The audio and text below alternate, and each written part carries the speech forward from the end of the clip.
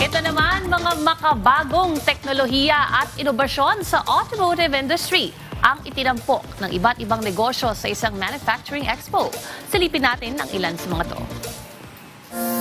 Sa patuloy na pag-usad ng industriya ng automotive at manufacturing sa Pilipinas, isang mahalagang hakbang ang muling pagsasama-sama ng mga manufacturers, auto parts suppliers, vehicle distributors, technology providers at mga industry experts mula sa Pilipinas at iba't ibang panig ng mundo sa muling pagsasagawa ng APV Expo at PDMEX 2026. Sa loob ng 3 araw, ipinakita dito ang mga makabagong produkto, makinarya, kagamitan at teknolohiyang magtutulak sa mas efficient at mas matatag na industriya. Of course, we are most glad that we can bring our exhibition to another level. Marami na tayong ngayon foreign participants in terms of exhibitors and also companies that are looking for possible partnership.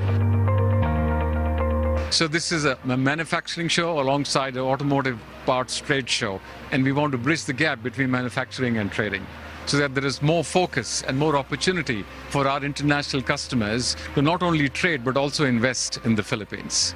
Sa pamamagitan ng APV Expo at PDMEX 2026, mas pinatatag ang ugnayan ng pribadong sektor, mga manufacturer, suppliers, katuwang ang ilang mga government agencies para sa iisang layunin, ang mapaunlad ng lokal na manufacturing industry at mapalakas ang automotive sector ng bansa. We can see pavilions from Thailand, from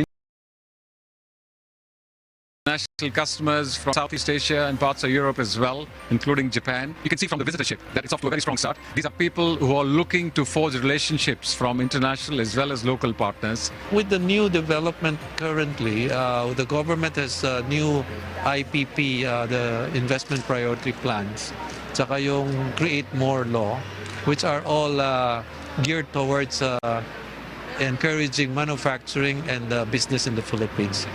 Higit sa lahat, ipinakita ng Expo na ang pag-unlad ng industriya ay nangangahulugan din ng paglikha ng mas maraming oportunidad sa negosyo, dagdag na trabaho para sa mga Pilipino at mas malaking ambag sa paglago ng ekonomiya.